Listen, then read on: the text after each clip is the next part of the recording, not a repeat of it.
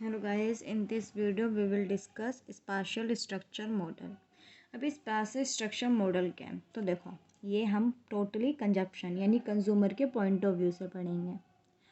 तो देखो, an urban spatial structure model can be develop under certain assumptions. जब भी हम स्पाशियल स्ट्रक्चर मॉडल पढ़ेंगे तो उसके अंदर हमारी कुछ एजप्शंस होगी, ठीक है।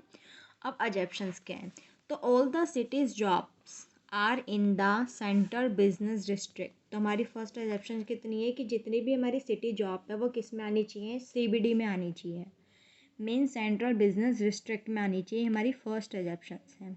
तो फर्स्ट एजप्शन समझ में आता है। Second assumption, city has a dense network of radial roads. और यहाँ पर इसने क्या बोला कि जो सिटी है उनका नेटवर्क बहुत अच्छा होना चाहिए।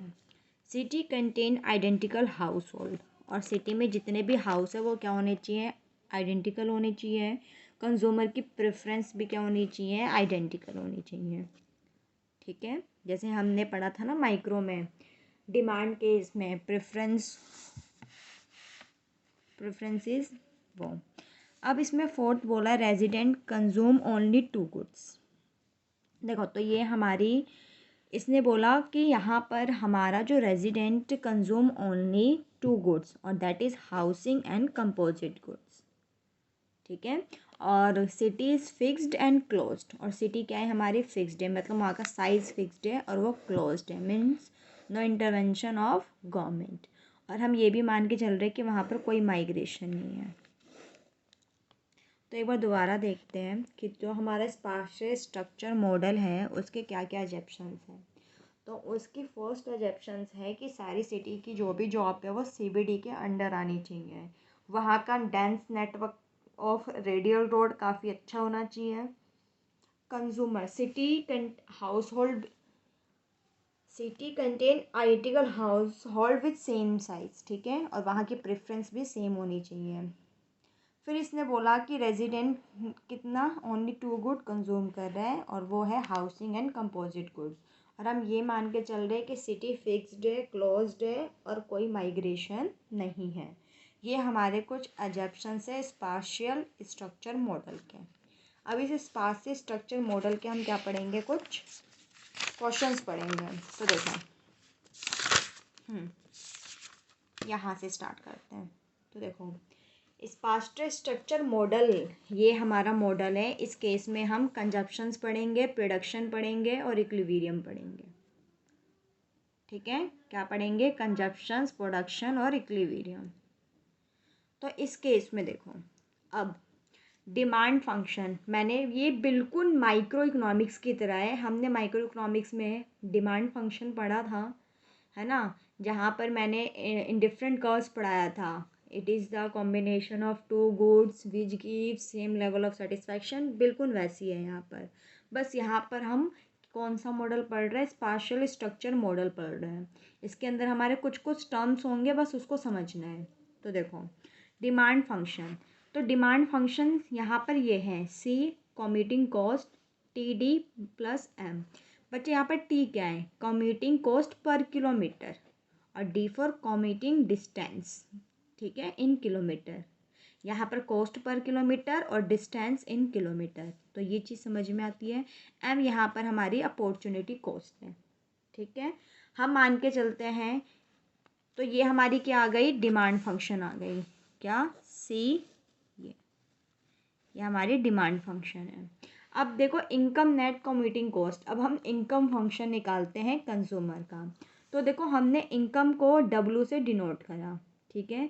तो जो हमारी इनकम होगी, it is a difference between the income and minus commuting cost. तो देखो, यहाँ मेरी इनकम है और मैंने सी की वैल्यू क्या डाल दी, ये डाल दी। हम मान के चल रहे हैं कि जो हमारा एजप्शंस लेकर चल रहे हैं कि हमारा जो अपॉर्चुनिटी कॉस्ट है वो क्या है, ज़ीरो। तो इस केस में जो हमारी इनकम निकलेगी वो क्या निकलेगी, Y, income minus T D, यानी cost per kilometre multiply distance in kilometre. तो ये हमारी इनकम है, ठीक है।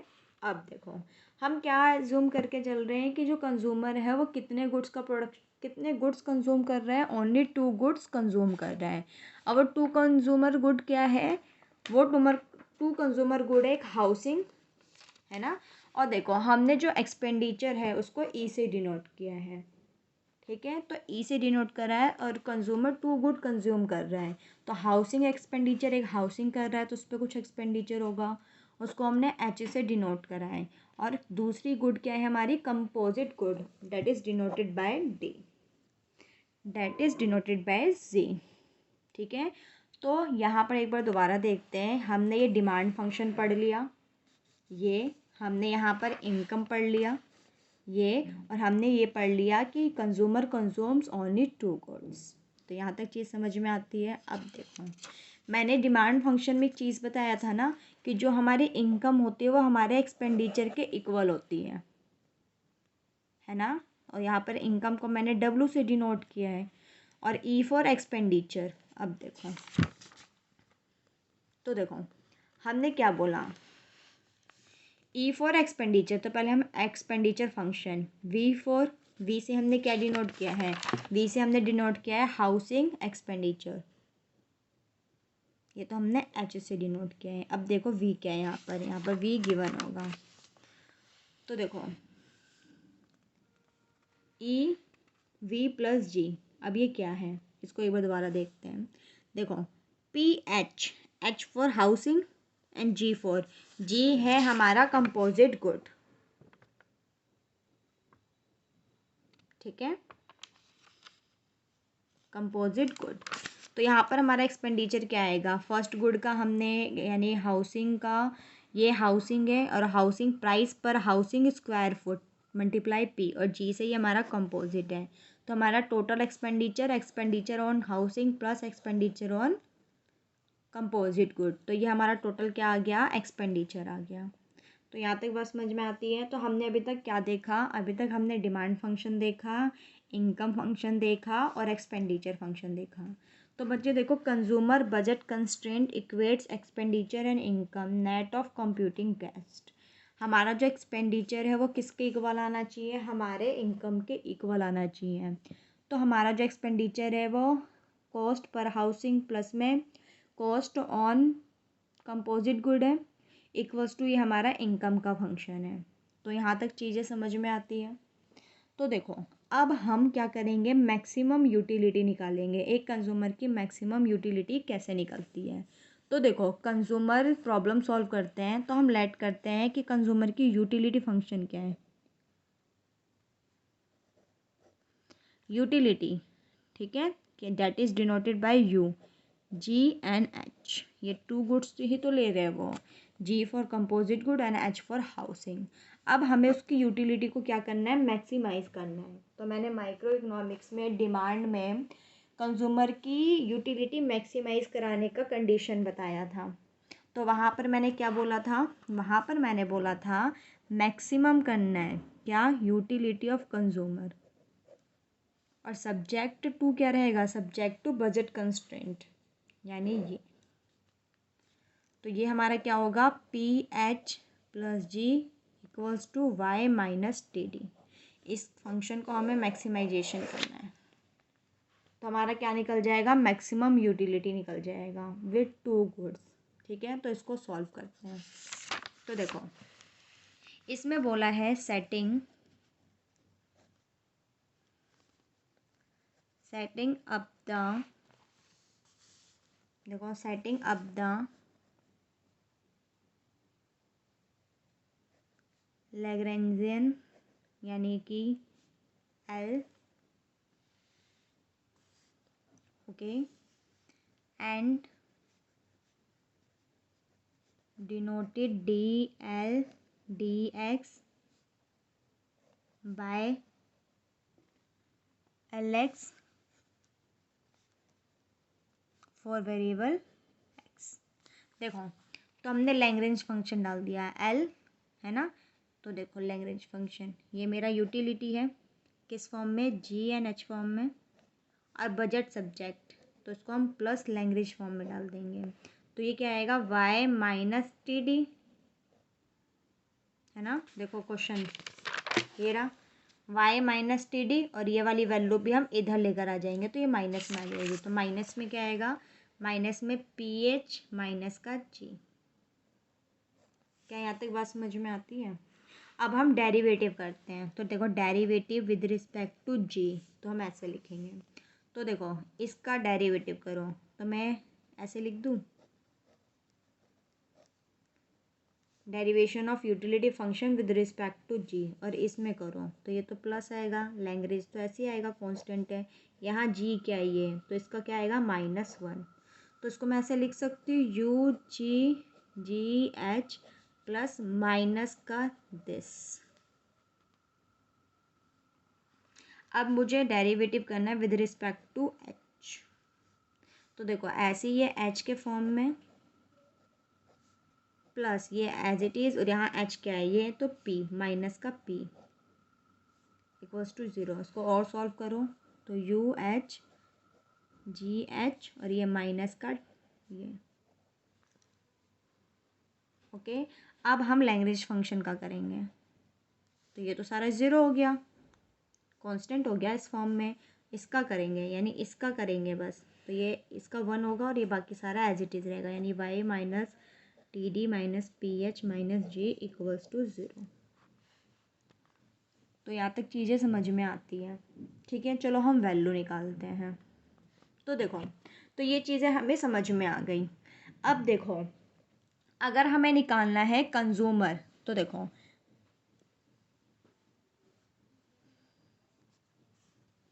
अब मैंने तुम्हें कंज्यूमर माइक्रो इकोनॉमिक्स में बताया था कि एक कंज्यूमर का मैक्सिमम सेटिस्फेक्शन कहाँ होता है, जब टू गुड्स की मार्जिनल यूटिलिटी है ना, यानी जी एन एच, इसकी मार्जिनल यूटिलिटी किसके इक्वल आ जाए, उसके बजट यानी price ratio, budget slope of budget आ जाए। This is the slope of indifferent curve, and यहाँ पर जो स्लोप ऑफ बजट कर्व है वो है 1/p, 1/प्राइस ऑफ हाउसिंग। अब यहाँ पर देखो मार्जिनल यूटिलिटी ऑफ जी क्या निकाला है हमने, यानी ये निकाला है ना। तो इस केस में हम बोलेंगे यू जी किस, ये फंक्शन है मार्जिनल यूटिलिटी, क्योंकि हमने यूटिलिटी का derivative with respect to G, और मार्जिनल का मतलब भी डेरिवेटिव होता है। तो यू एच लिख दूँ, जी एच किसके इक्वल होना चाहिए, 1/p के इक्वल होना चाहिए। ठीक है, तो अगर मैं यू जी इसकी वैल्यू निकालती हूँ तो क्या आ जाएगा, you H G H divide by P, ये ऑप्टिमल वैल्यू ऑफ जी की आ गई। तो यहाँ तक बात समझ में आती है? तो कुछ नहीं है, ये बिल्कुल it is the same as we discuss in micro economics. Topic is consumer behaviour. ठीक है, अब हम क्या करेंगे, इसको डायग्रामेटिकली शो करके दिखाएंगे। ठीक है, तो देखो डायग्रामेटिकली देखो,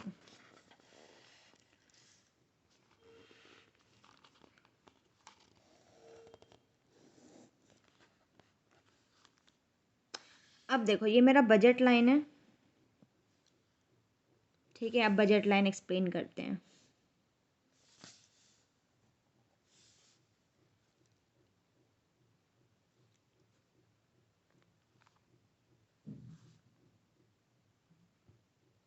ठीक, और ये क्या है मेरा इंडिफरेंस कर्व यानी आईसी। ठीक है, तो आईसी का जो एमआरएस स्लोप ऑफ आईसी क्या होता है, एमआरएस, और एमआरएस किसके इक्वल है, यू जी एच,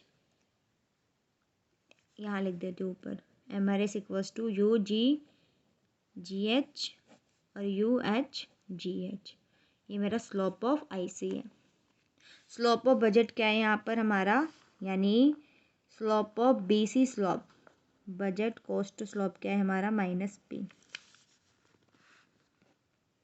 ठीक है, तो ये पॉइंट टेंजेंट है, तो यहाँ पर हमारा ऑप्टिमल, यहाँ पर जी कॉमोडिटी एच हाउसिंग और ये कॉमोडिटी जी हाउसिंग, तो यहाँ पर हमारा एच आ जाएगा और यहाँ हमारा जी आएगा। तो इतनी बात समझ में आती है? तो कुछ नहीं है, ये हमारा डायग्राम है, this is the equilibrium point, जहाँ पर हमारा slope of indifferent curve equals to slope of budget line आएगा। तो ये चीज़ें हमें समझ में आती है। ठीक है, अब देखो, अब इसमें कुछ चीज़ें पूछ रहा है। अब उस चीज़ को डिस्कस करते हैं। तो देखो इस क्वेश्चन के अंदर कुछ चीज़ें हैं, फैक्ट्स हैं, उसको पढ़ेंगे। तो देखो इस क्वेश्चन में बोला है, तो ये चीज़ समझ में आती है हमारे। चलो ये इंटरसेक्टिंग पॉइंट देख लेते हैं। यानी ये हमारा बजट लाइन है, यानी इनकम वाला है ना। तो ये वो क्वेश्चन में देखते हैं हमारा इनकम वाला फंक्शन क्या था। ये है ना, ये था। तो देखो यहाँ पर इसको हम इस फॉर्म में लिखते हैं। अगर मेरा h 0 है, यानी ये जो h की वैल्यू है वो क्या है, 0 है, तो इस केस में g की वैल्यू क्या होगी। तो देखो h 0, तो g की वैल्यू क्या आएगी, y माइनस टी डी, है ना। ये 0 हो गया तो पूरी वैल्यू 0, तो g equals to Y minus T D. तो ये इंटरसेप्ट क्या बताता है, y माइनस टी डी। अब मान के चलते हमारा g 0 है, तो h की वैल्यू क्या आएगी। तो देखो अगर z मैंने यहाँ 0 मान लिया तो ये वैल्यू बची, तो h की वैल्यू क्या आएगी, दिस डिवाइड बाय p, यानी y minus T D divide by p। ये मेरा इंटरसेप्ट वैल्यू है। तो ये मेरा डायग्राम है, ठीक है। आप कुछ फैक्ट्स बता रहा है, देखो इसमें क्या बोलते हैं। देखो इसने बोला as distance from CBD rises, that is D increases, housing price falls, ठीक है। क्योंकि देखो डिस्टेंस जितना ज़्यादा होगा उस हाउसिंग का जो रेंट है वो तो कम देना पड़ेगा, उस हाउस का प्राइस क्या हो जाएगा, कम हो जाएगा। And housing size rises H, which implies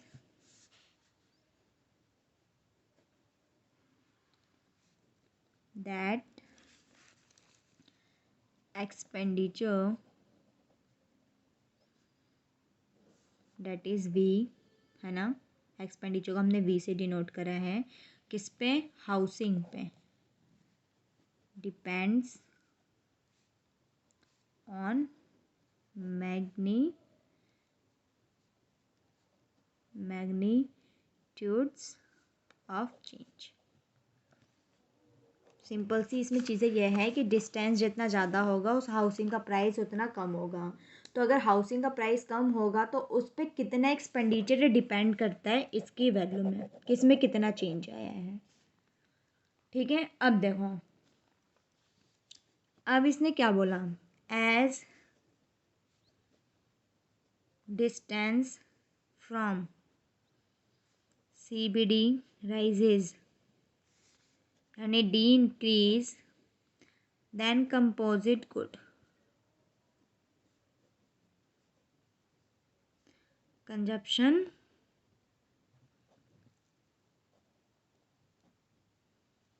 falls। अब ये क्यों फॉल्स हुआ, फॉल्स जी फॉल्स क्यों हुआ बताती हूँ। देखो distance, as distance from CBD rises, अगर डिस्टेंस राइजेस होता है तो हाउसिंग प्राइस क्या होगा, कम होगा। तो ज़्यादातर जो हमारा एक्सपेंडिचर है वो किस पे होगा, हाउसिंग पे होगा। तो ये चीज़ें हमें समझ में आती है कि ज़्यादा से ज़्यादा हमारा जो एक्सपेंडिचर ऑन हाउसिंग है वो ज़्यादा होगा।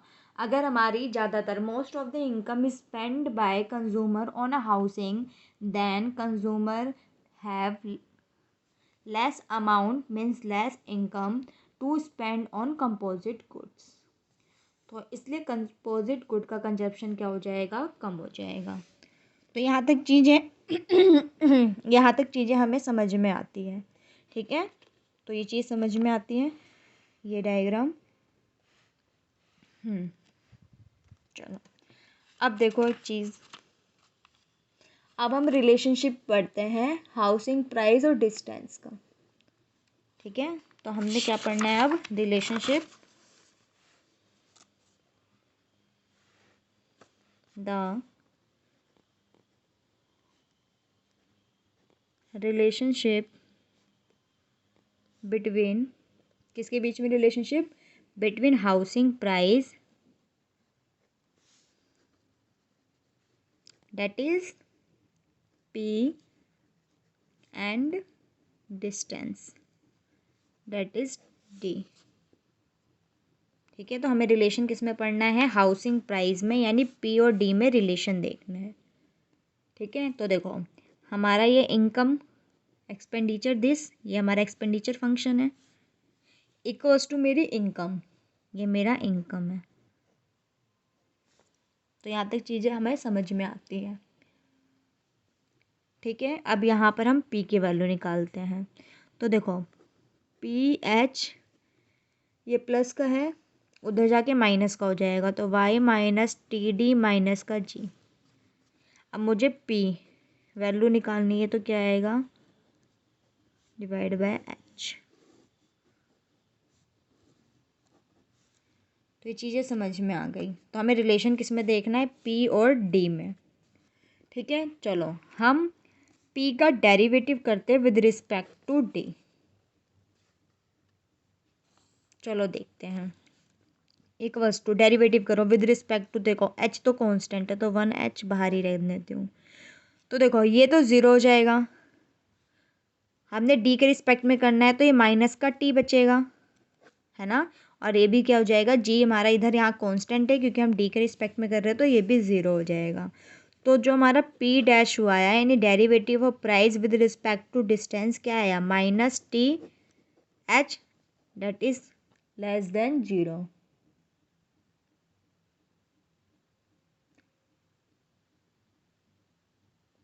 तो इसका मतलब क्या समझ में आया,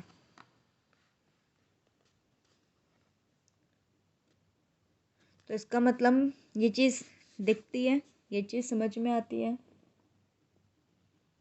अब हम इसका क्या करते हैं, सेकंड रिलेशन देखते हैं। अब हम इसको देखेंगे,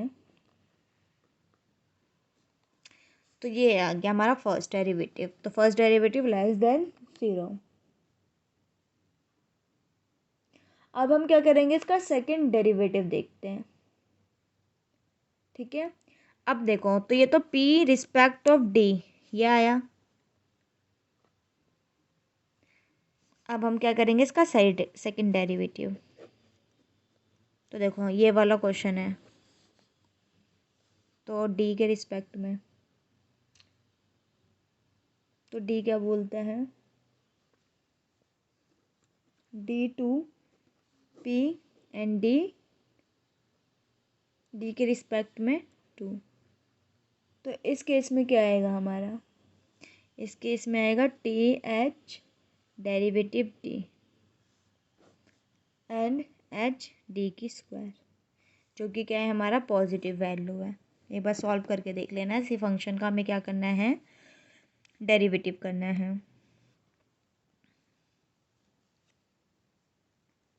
ठीक, तो यहाँ तक ये चीज़ें समझ में आती हैं। तो देखो ये तो नेगेटिव शो कर रहा है किसके बीच में, प्राइस एंड हाउसिंग, यानी पी डी तो हमारा नेगेटिव है, तो it is the decreasing function.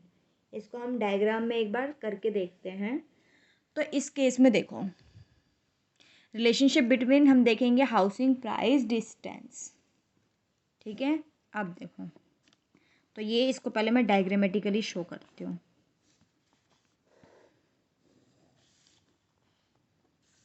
यहाँ हमारा प्राइस यानी डॉलर फॉर्म में, और ये मेरा डिस्टेंस।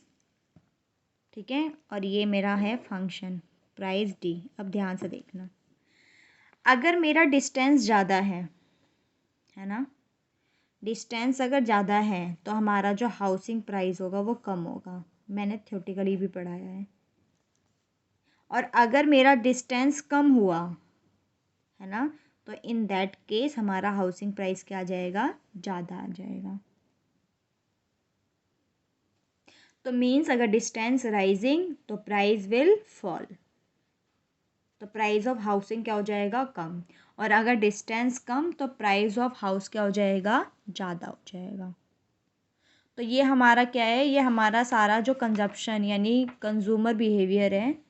तो हम इस केस में कुछ नहीं, बस इस केस में हम कुछ नहीं देखना, हमें यूटिलिटी फंक्शन देखना है, एक्सपेंडिचर फंक्शन देखना है, इनकम फंक्शन देखना है। अगर हमें यूटिलिटी मैक्सिमाइज़ करना है तो उस केस में हम क्या करते हैं, स्लोप ऑफ इंडिफरेंट कर्व यानी IC must be equal to slope of budget constraint. तो हम दोनों के स्लोप को इक्वेट यानी इक्वल डालकर वैल्यू निकाल लेते हैं। तो वहाँ से हमें optimal value of G and optimal value of H यानी house and G for composite good की वैल्यू पता चल जाएगी। तो ये टॉपिक हमारा पूरा कंजप्शन से रिलेटेड है। इसको एक बार हम न्यूमेरिकल में भी सॉल्व करेंगे।